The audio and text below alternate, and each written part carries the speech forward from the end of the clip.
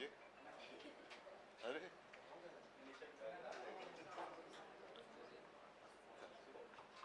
काय करायची सुरुवात?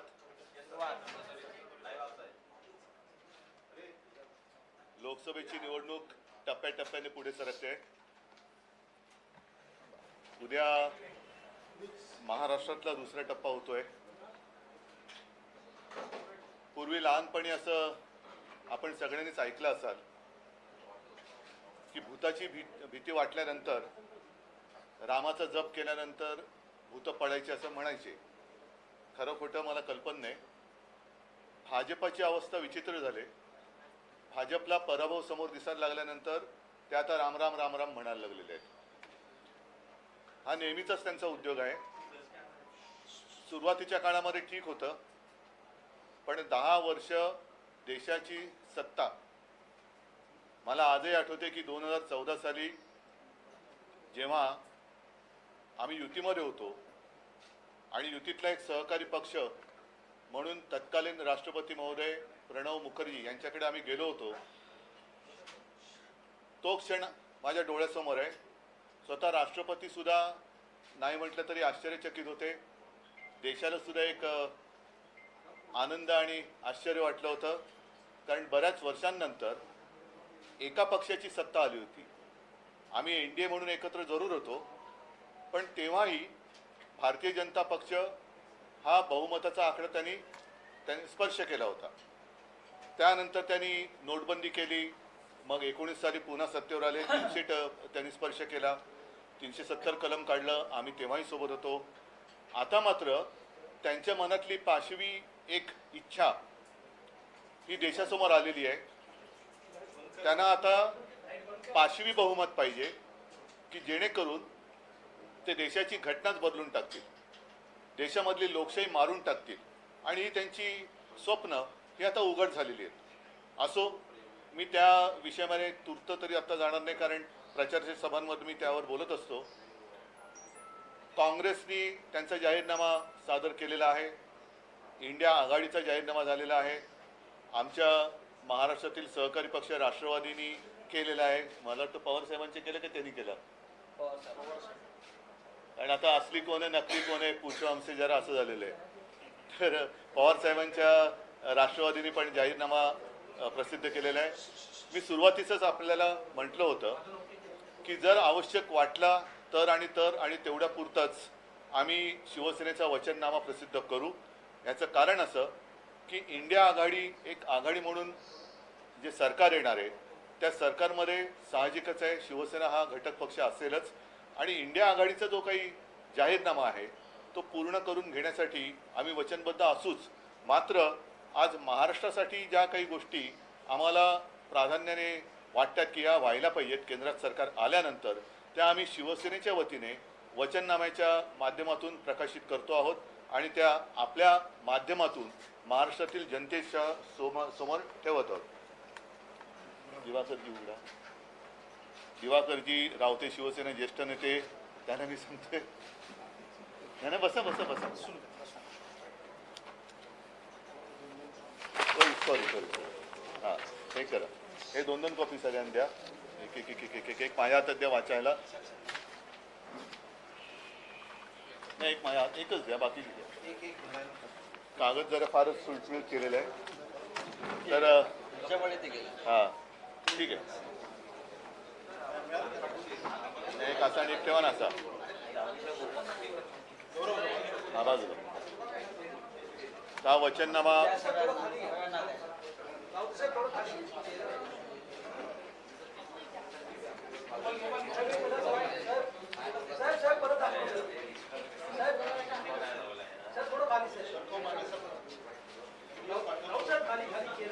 अरे थांबा रे, आता आम्हाला बोलू द्या ना जरा. या वचननाम्याच्या सुरुवातीला शिवसेना, मी आता उद्धव बाळासाहेब ठाकरे असं वेगळं म्हणण्याचं कारण नाही, कारण दुसरी ती एसंशी अशी काहीतरी शिवसेना आहे, बरोबर ना? एक आहे ती एसंशी अशी शिवसेना. त्या एसंशी सेनेबद्दल मी बोलत नाही, मिंदे सेनेबद्दल बोलत नाही. एसंशी सेना जर शिल्लक असेल तर त्यांचा जाहीरनामा ते देतील. पण मी शिवसेनेच्या वतीने एक जनतेला विनंती केली की आपले आशीर्वाद असू द्या आणि आशीर्वाद कशासाठी असू द्या त्याच्याबद्दल आम्ही एक थोडक्यामध्ये त्याचं विवेचन केलेलं आहे. आणि नंतर मात्र जे वचननाम्यातले ठळक मुद्दे आहेत ते मी आपल्यासमोर मांडू इच्छितो. सर्वांनाच आता हे कळलेलं आहे की गेल्या खास करून 2-2.25 वर्षात महाराष्ट्र विकास आघाडीचं सरकार गद्दारी करून पाडल्यानंतर महाराष्ट्र लुटण्याचा एक कलमी कार्यक्रम हे पोकळ इंजिन सरकार करते आणि त्याला साहजिकच केंद्राचा आशीर्वाद आहे.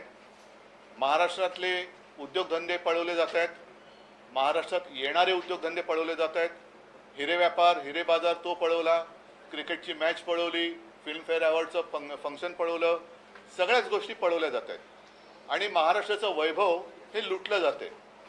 हे महाराष्ट्राचं वैभव लुटलं जाते. ती लूट इंडिया आघाडीचं सरकार आल्यानंतर आम्ही पहिल्या प्रथम थांबू आणि महाराष्ट्राचं जे वैभव वाढत होतं महाविकास आघाडीच्या काळात ते त्यापेक्षा जास्त पटीने, कारण तेव्हाचं सरकार, केंद्र सरकार, मोदी सरकार हे महाविकास आघाडीच्या सरकारला महाराष्ट्राच्या विकासासाठी काहीही मदत करत नव्हतं.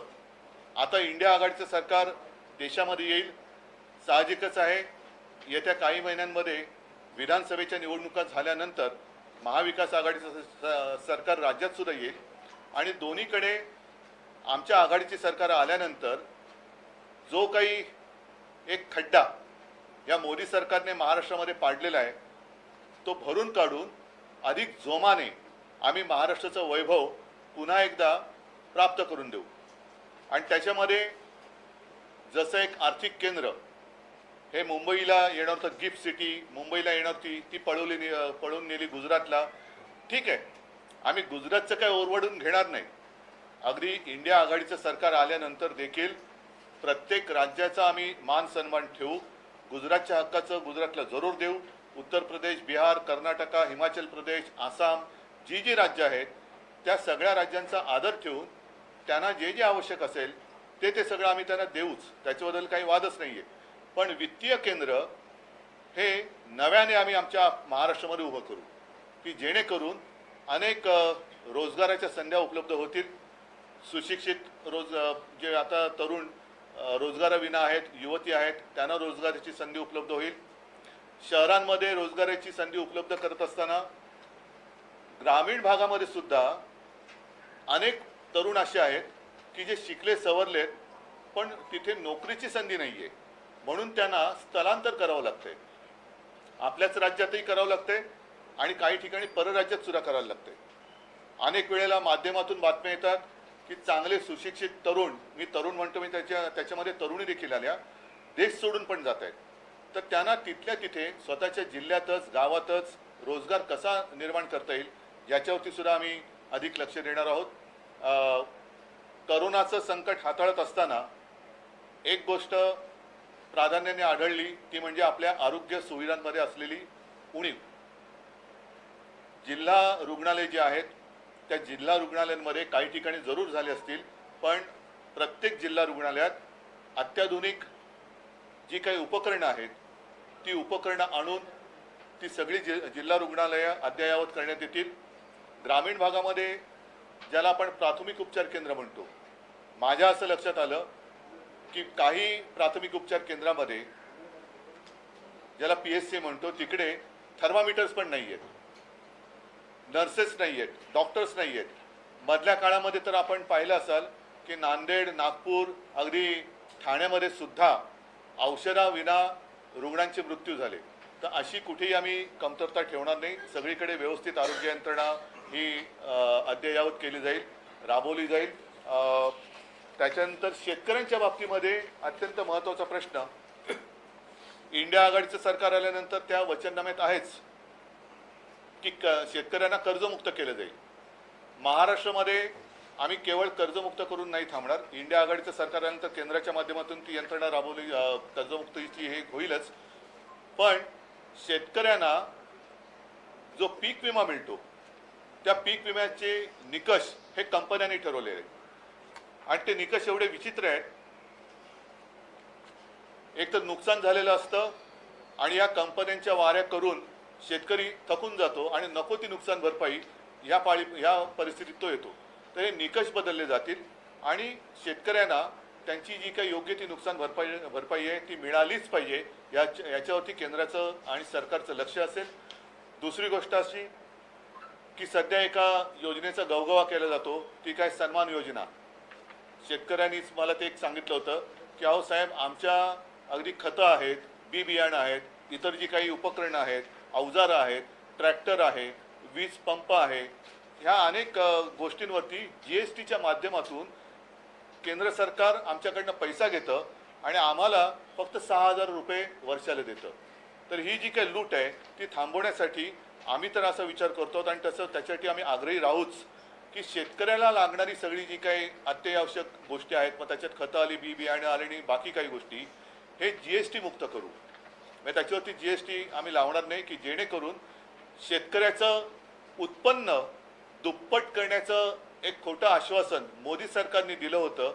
उत्पन्न दुप्पट झालंच नाही, पण उत्पादन खर्च हा दुपटीपेक्षा जास्त झाला. पुन्हा हमीभाव मिळत नाही. तर हमीभाव आम्ही स्वामीनाथन आयोगाच्या शिफारशीप्रमाणे तर देऊच, पण GST रद्द करू त्या शेतकऱ्याच्या सगळ्या उपकरणांवरचा. आणि अनेकदा असंही होतं की कापूस पिकवलाय, सोयाबीन पिकवलंय, डाळी आहेत, आणखीन काही आहेत, तो साठवून ठेवण्यासाठी शेतकऱ्याकडे जागा नसते. आम्ही शेतकऱ्यांना गोदामं बांधून देऊ, जिथे आवश्यक असेल तिकडे शीतगृह देऊ की जेणेकरून जोपर्यंत तो माल त्याचा विकला जात नाही तोपर्यंत त्याला त्याच्या घरामध्ये ठेवायला जर जागा नसेल तर तिकडे तो त्याच्या नावानेच तो ठेवू शकतो आणि जेव्हा जरूर वाटेल तेव्हा तो बाजारात तो आणू शकतो. सर्वांना माहिती आहे की मी मुख्यमंत्री असताना एक वेगळी कल्पना राबवण्याचा प्रयत्न केला. ज्याला मार्केट आहे तेच उत्पादन काढायचं, तेच पीक घ्यायचं, म्हणजे जे विकेल ते पिकेल. आणि त्याच्यासाठी माझी एक कल्पना होती, कृषी खात्यामध्येच एक रिसर्च म्हणजे सर्वे करणारं केंद्र स्थापन करायचं की जगभरामध्ये पुढच्या वर्षी कशाला भाव आहे, कशाला डिमांड आहे, देशभरामध्ये कोणत्या पिकाला उद्या मागणी असणार आहे, आणि तसं शेतकऱ्याला एक मार्गदर्शन करून ते पीक घ्यायचं की जेणेकरून शेतकऱ्याला बाजारभाव नाही, हमीभाव नाही म्हणून कपाळावरती डोक्याला हात लावून बसण्याची वेळ येणार नाही. तर शेतकरी ज्याला उद्या ज्या मालाला मागणी आहे तेच पीक घेईल आणि त्याला हमखास भाव मिळेल, अशी सुद्धा आमची एक मांडणी आम्ही करणार आहोत की जेणेकरून शेतकरी हा कर्जमुक्त झाला पाहिजे. कर्जाच्या म्हणजे वडिलांचं कर्ज असतं, त्याच्यातच मुलाचा जन्म होतो, मग मुलगा मोठा होतो, त्याच्या डोक्यावरती कर्ज चढतं, मग त्याच्या मुलाच्या डोक्यावरती कर्ज, म्हणजे तो कर्जातच जन्माला येतो आणि कर्जातच त्याचं निधन होतं. बऱ्याचदा दुर्दैवाने कर्ज फेडू शकत नाही म्हणून तो आत्महत्या करून आपलं जीवन हे संपवून टाकतो. म्हणून शेतकरी हा एक केंद्रबिंदू आम्ही ठेवतो आहोत. बेकारीची समस्या आहे त्याच्याबद्दल सुद्धा मी सांगितलं की उद्योग स्नेही असं वातावरण राज्यामध्ये जे सध्या नाही आहे, आमच्या काळात होतं. अनेक MOUs आम्ही केले होते, काही प्रमाणात गुंतवणूक प्रत्यक्षात आली पण होती. हे गद्दारांचं सरकार आल्यानंतर ही गुंतवणूक थांबली किंवा ती पळवली गेली. तर परत एकदा उद्योगस्नेही वातावरण निर्माण करू. जास्त परवानग्यांची कटकट ही उद्योजकाला लागता कामा नये आणि त्याच बरोबरीने आम्ही पर्यावरण स्नेही हे उद्योग आणू. पर्यावरण स्नेही म्हणजे अनेकदा आपण पाहिलं असाल की काही प्रकल्पावरनं मोठमोठी आंदोलनं होतात. जसं जैतापूर होतं, आता मध्ये नाणार झालं, आता बारसू आहे, मग वाढवण बंदर आहे. असे विनाशकारी प्रकल्प हे आम्ही राज्यात यायला देणार नाही, जेणेकरून पर्यावरणाचा किंवा लोकांच्या आरोग्यावरती दुष्परिणाम होईल असा कोणताही प्रकल्प आम्ही राज्यात येऊ देणार नाही. आणि सगळ्यात महत्त्वाचं म्हणजे की ह्या परवानग्यांमध्ये घटनेनुसार जी एक संघराज्य पद्धती आपल्या देशाने अवलंबली आहे. मी मागेही बोललो होतो की संघराज्य ह्याचा अर्थ की केंद्र आणि राज्य यांना एक समान अधिकार आहेत घटनेमध्ये. फक्त देशाच्या बाहेरील गोष्टी आणि आणीबाणीजन्य परिस्थिती याच वेळेला केंद्र सरकार त्याच्यामध्ये हस्तक्षेप करू शकेल. आता सध्या जे एकाधिकारशाही चाललेली आहे, सगळं काही एका हातामध्ये, ही एकाधिकारशाही आम्ही मोडून काढू आणि स्थानिक स्वायत्त स्वराज्य संस्था आहेत, राज्य आहेत, महापालिका वगैरे सगळ्या त्याच्यात आल्या, त्यांच्यामध्ये सत्तेचं विकेंद्रीकरण करू. म्हणजे प्रत्येकाला त्यांचे जे काही अधिकार आहेत, कारण प्रत्येक ठिकाणी लोकप्रतिनिधी असतात, त्या लोकप्रतिनिधींना काही अधिकारच ठेवले नाही आणि सगळं काही मी आणि मीच असं होणार असेल तर ती हुकुमशाही असेल आणि ती हुकुमशाही मोडून काढण्यासाठी आम्ही या सत्तेचं विकेंद्रीकरण करू. त्याच्यानंतर आणखीन एक महत्त्वाचा प्रश्न तो म्हणजे सध्या कर दहशतवाद चाललेला आहे. वाटेल त्याच्यावरती धाडी तर पडतायत, राजकारण्यांवरती तर टाकतातच आहेत, पण व्यापाऱ्यांवरती पडतायत. त्याच्यामध्ये छोटे मोठे व्यापारी, उद्योजक सगळेच हे बेजार झालेले आहेत. तर हा कर दहशतवाद जो आहे तो आम्ही थांबू. GST मध्ये ज्या काही त्रासदायक अटीतटी शर्ती आहेत त्या आर्थिक सल्लागारांशी सल्ला मसलत करून, म्हणजे मध्यंतरी मी वाचलं होतं की ही मूळ सूचना ज्या विजय केळकर यांनी दिली होती, त्यांचाच एक लेख आला होता. विजय केळकर हे आपल्या महाराष्ट्रात मधलेच आहेत, त्यांच्याशी पण सल्ला मसलत करू. आणखीन काही आर्थिक सल्लागार आहेत त्यांच्याबरोबर सल्ला मसलत करू आणि यातल्या त्रासदायक ज्या काही अटीतटी असतील त्या आम्ही पूर्णपणे काढून टाकू. एक आयुष्य सुखाने आणि समाधानाने आनंदाने जगता यावं या दृष्टीने आमचं इंडिया आघाडीचं सरकार हे कामकाज करेल. मग त्याच्यामध्ये महिलांसाठी सुद्धा इंडिया आघाडीच्या वचननाम्यात सुद्धा, जाहीरनाम्यात सुद्धा विषय आहेत. तसंच याही वचननाम्यामध्ये आहेत की सरकारी नोकऱ्यांमध्ये 50% जागा या महिलांसाठी ठेवू. त्याच्यानंतर महिला सुरक्षितता असेल, युवकांसाठी आहे. अभिजात मराठी, मी तर सरळ सरळ सांगेन की महाराष्ट्राबद्दल आणि मराठी भाषेबद्दल केंद्राच्या मनात आकस आहे, म्हणून इतके वर्ष मागणी करूनही 10 वर्ष मोदी सरकारने मराठी भाषेला अभिजात भाषेचा दर्जा दिलेला नाही आहे. तर तो आम्ही नक्कीच मिळवून देऊ हे सुद्धा या निमित्ताने सांगतोय. आणि उद्योगधंदा, सामाजिक सुरक्षा पण आहे, आर्थिक रचनेचं बद्दल सुद्धा केलेले आहे. सगळ्यात महत्त्वाचं म्हणजे जेव्हा राज्यामध्ये युती सरकार होतं त्या युती सरकारच्या काळात 5 जीवनावश्यक वस्तूंचे भाव आम्ही स्थिर ठेवले होते. आम्ही केंद्रामध्ये इंडिया आघाडीचं सरकार आल्यानंतर नक्कीच याबद्दल गंभीरतेने विचार करून 5 जीवनावश्यक वस्तूंचे भाव पुढील 5 वर्ष स्थिर कसे राहतील याच्याबद्दल आग्रही असू. कारण हे जर का नीट ठरवलं तो होऊ शकतं, हे राज्य सरकारने तेव्हा दाखवून दिले. जर राज्य करू शकत असेल तर केंद्र का नाही करू शकणार. तर अशा ह्या ज्या मूलभूत गोष्टी आहेत, म्हणजे बेरोजगारी आहे, शेतकरी आहे, महिला आहे, उद्योग आहे, आरोग्य आहे, याच्यावरती आम्ही इंडिया आघाडी सरकारमध्ये आग्रही राहू आणि ह्या गोष्टी आम्ही करून घेऊ. आणि परत एकदा सांगतो, संविधानाचं रक्षण करणं ही आमच्या सरकारची प्राथमिकता असेल. त्याचप्रमाणे महाराष्ट्रामध्ये महाराष्ट्राचं लुटलं जाणारं वैभव, ही लूट थांबवून मराठी अस्मिता, तिचा एक नाही म्हटलं तरी मी दरारा हा शब्द किती कोणाला परवडेल कल्पना नाही, पण त्या मराठी भाषेचं, महाराष्ट्राचं वैभव आणि महत्त्व हे देशासाठी काय आहे हे आम्ही दाखवून देऊ. महाविकास आघाडीच्या 3 प्रमुख पक्षांनी 3 वेगवेगळे वचननामे असे जाहीरनामे ते प्रसिद्ध केलेले आहेत. मग महाविकास आघाडीमध्ये एकत्र एकजूट नाही आहे का? जाहीरनामा एक प्रसिद्ध करता का नाही महाविकास आघाडी? प्रत्येक जण प्रत्येकाचा वेगळा पक्ष आहे.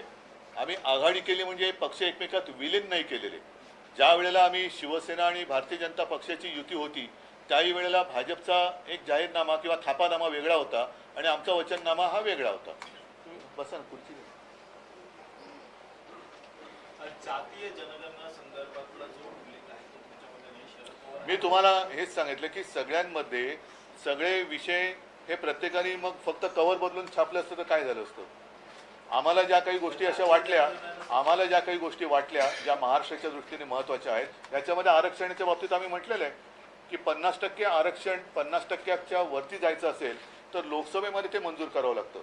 खरं म्हटलं तर आज बहुमत गेले 10 वर्ष मोदी सरकारकडे होतं आणि सगळ्यांनी त्यांना पाठिंबा दिला असता, पण दिल्ली सरकारचे अधिकार काढून घेण्यासाठी मोदी सरकारने कोर्टाच्या निर्णयाच्या विरोधात जाऊन ते मंजूर करून घेतलं. तसं आरक्षणाच्या बाबतीत त्यांनी जर का हा प्रस्ताव आणला असता तर आम्ही आमचा पाठिंबा दिला असता. त्याच्यामुळे मला असं वाटतं की काँग्रेसचा एक जाहीरनामा आहे, इंडिया आघाडी म्हणून आहे, प्रत्येक प्रादेशिक पक्षाचा एक जाहीरनामा आहे, तसाच आमचा सुद्धा आहे. आणि इतर गोष्टींना आता जसं ते धार्मिक मुद्द्यावरून आम्हाला शिकवत आहेत. आम्ही जय भवानी हा शब्द मी म्हटलं मी काढणार नाही, पण भाजप मात्र आता पराभवाच्या भीतीने राम राम राम राम करायला लागलेला आहे.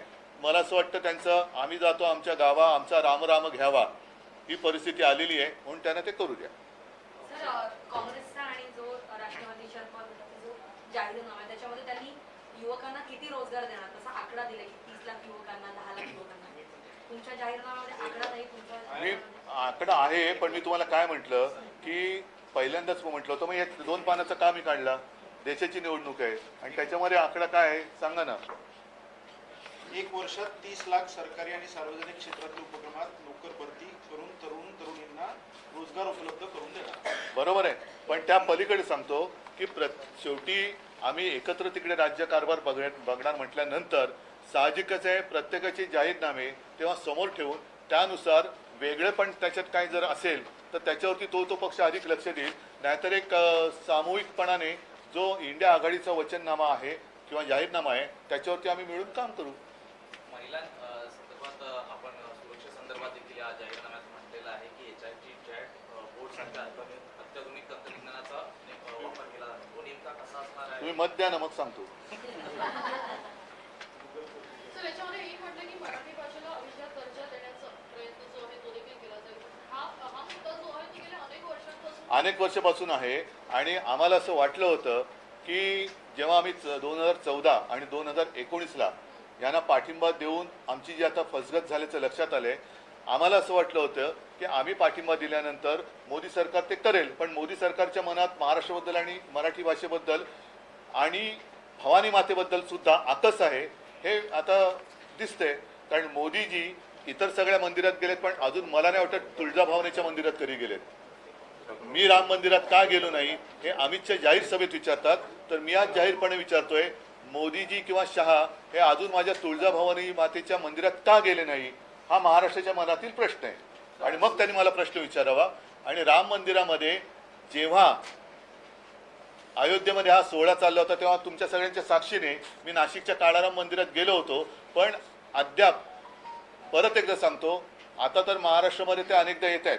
मी काळाराम मंदिरात जाणार म्हटल्यानंतर घाईघाईने झाडू घेऊन मंदिरात पोचले होते, पण तसं तुळजाभवानीच्या मंदिरात मोदीजी किंवा शहाजी अद्याप आलेले नाहीत.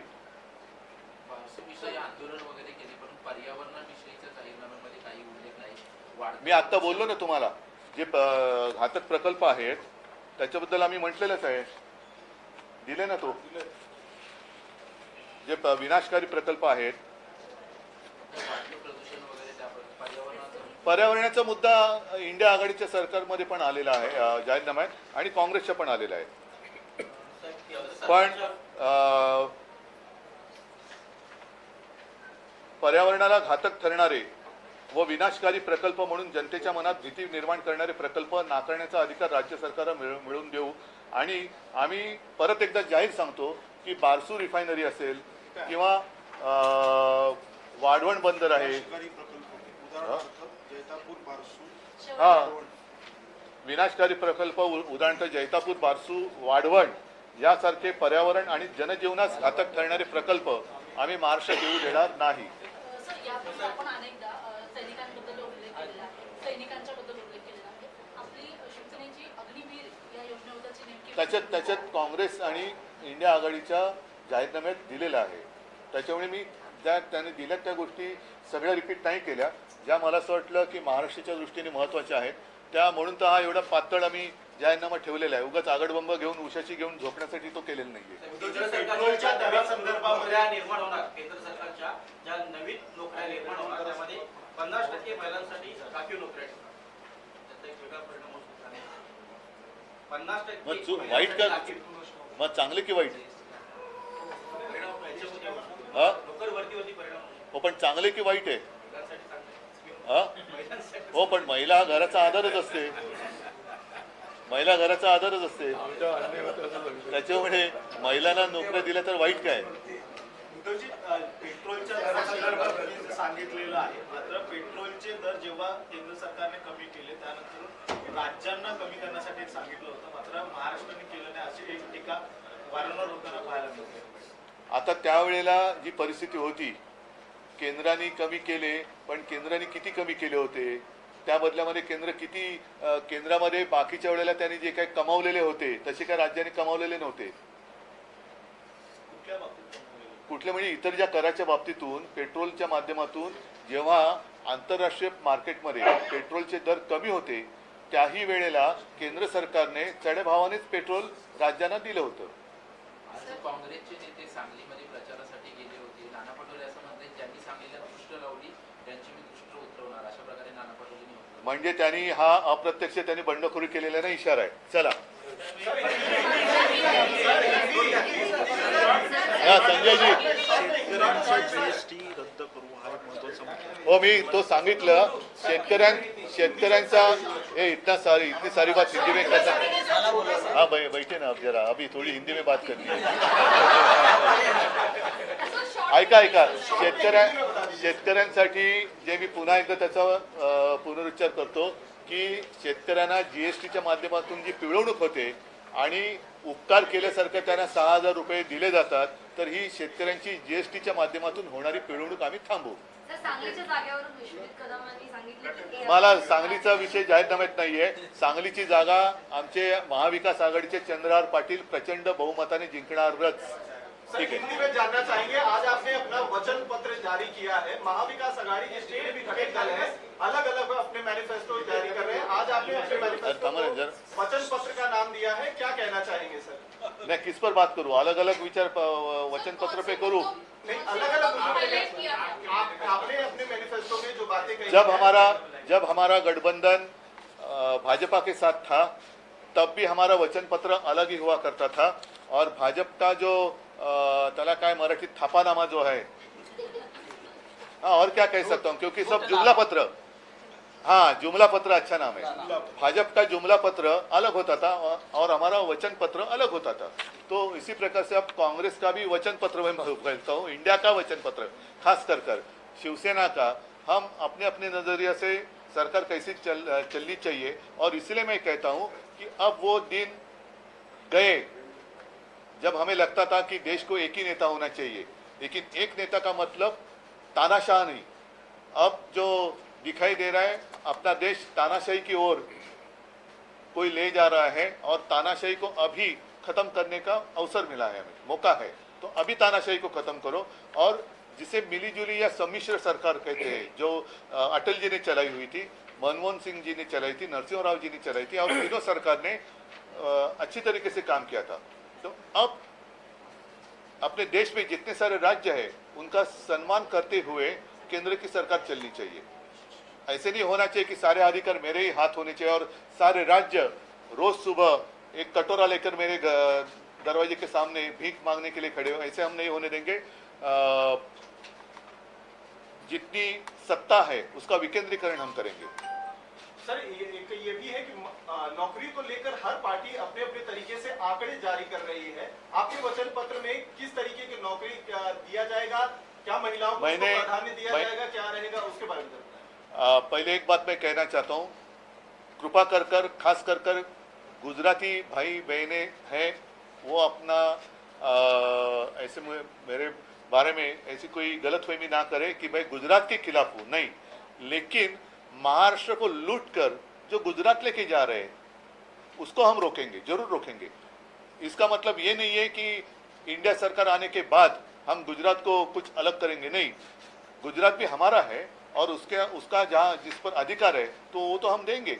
जैसे अन्य सारे राज्य है, उत्तर प्रदेश है, मध्य प्रदेश है, छत्तीसगढ़ है, आसाम है, हिमाचल, उत्तराखंड है, सबका सबको हम अपना अपना अधिकार दे देंगे.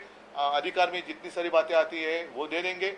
लेकिन महाराष्ट्र का छीनकर जो अब लेके जा रहे हैं उसको तो हम रोकेंगे. और महाराष्ट्र की जितनी सारी बातें, जैसे आने वाले उद्योग, और जहाँ जो उद्योग यहाँ थे, डायमंड मार्केट था, गिफ्ट सिटी या वित्तीय केंद्र था, वो सारा यहाँ से वो चुरा कर लेके गए. जैसे शिवसेना चुराने की कोशिश की, वैसे ये उद्योग चुरा रहे हैं. तो वो हम नहीं होने देंगे. और फिर से हम यहाँ अलग एक इकोनॉमिकल सेंटर, जहाँ रोजी रोटी मिलेगी लोगों को, वैसा हम यहाँ शुरू करेंगे। सर, सर, एक तरफ जीएसटी को लेकर भी आपने विरोध जताया, अपने वचन पत्र में भी कहा और मराठी में भी आप जीएसटी के खिलाफ काफी आक्रामक हुए हैं। विरोध करने की वजह क्या है? विरोध मैं जीएसटी को नहीं कर रहा हूं, लेकिन जो टैक्स टेररिज्म है, टैक्स टेररिज्म वो बढ़ गया है। किसी के भी ऊपर रेट डाले जा रहे हैं। अपने जो उद्योगपति है वो काफी परेशान है और काफी सारा उद्योग वो यहाँ से बाहर शिफ्ट करने की अब सोच रहे। कुछ लोगों ने तो शिफ्ट किया। छोटे बड़े जो व्यापारी है उनके ऊपर भी जरा भी कुछ कमी आ गई तो सीधा उठाकर उनको जेल में डाला जाता है। तो जीएसटी में हम रिफॉर्म करेंगे, जीएसटी में रिफॉर्म करेंगे और सारा पैसा जो डायरेक्ट केंद्र के हाथ में जा रहा है वो गलत बात है। अपने अपने राज्यों का हिस्सा मिलना ही चाहिए। जैसे मैंने कहा कि आज शायद मुंबई देश की आर्थिक राजधानी है या नहीं है पता नहीं चल रहा है। एक जमाना तो था कि पूरे देश में जितना टैक्स केंद्र सरकार कलेक्ट करती थी अलग अलग कर के माध्यम से, उसमें अकेली मुंबई 35 से भी ज़्यादा % टैक्स दिया करती थी।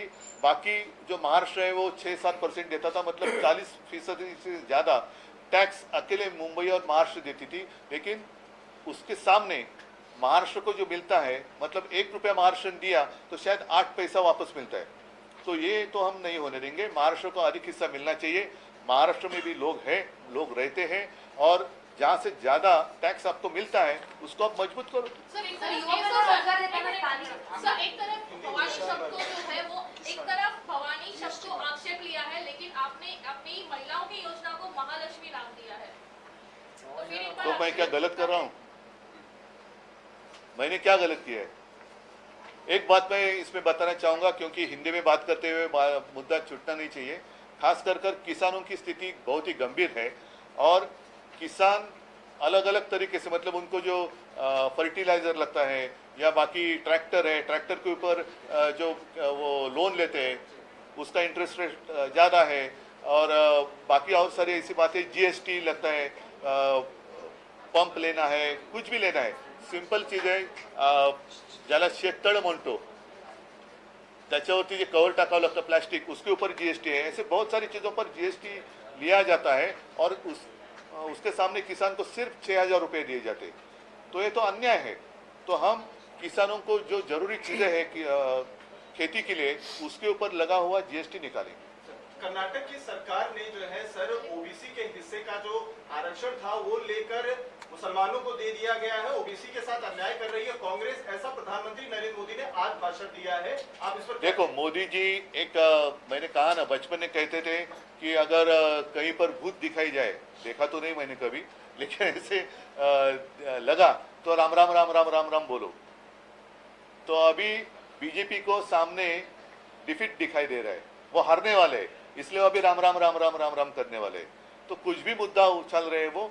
प्रधानमंत्री एक अपना एक गरिमा होती है और एक लेवल होती है, उसको छोड़कर बातें कर रहे हैं। जैसे उन्होंने हमारी शिवसेना को नकली सेना कहा, ये प्रधानमंत्री को शोभा नहीं देता। जिस तरीके से वो बात कर रहे हैं, कौन किस क्या खा रहा है, कौन मांस खा रहा है, कौन मच्छी खा रहा है, किसको ज़्यादा बच्चे होते हैं। अरे आप देश के प्रधानमंत्री हो, पिछले 10 साल आपने कारोबार किया है, तो 10 साल में आपने क्या दिया इस पर बात करो। तो वो नहीं कर रहे।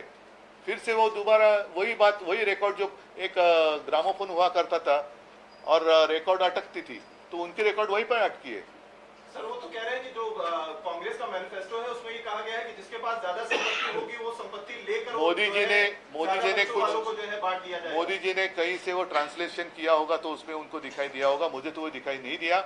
और भाजपा क्या, कांग्रेस क्या करेगी, ये क्या करेगी, वो छोड़ो। आपने क्या किया, जैसे अभी आपने कहा कि जय भवानी शब्द पर उन्होंने आक्षेप ले लिया, लेकिन वो तो खुलेआम राम का प्रचार कर रहे हैं और आज तक कभी भवानी माता के मंदिर में भी नहीं गए हमारे। तो क्यों महाराष्ट्र में आते हो? भवानी माता का आशीर्वाद आज तक 10 साल में आपको समय नहीं मिला भवानी माता के दर्शन करने के लिए? भवानी माता का जो दर्शन 10 साल नहीं कर सकते हैं, वो महाराष्ट्र को क्या नहीं देंगे? उद्धव जी, आपने कहा की महाराष्ट्र में पर्यावरण आता बस महाविकास आघाडीच्या काळामध्ये देवेंद्र फडणवीस असतील, गिरीश महाजन असतील, आशिष शेलार आणि रवींद्र त्यांचा जाहीरनाम्यात उल्लेख नाहीये। चला, धन्यवाद। हा, जय महाराष्ट्र। युवकांना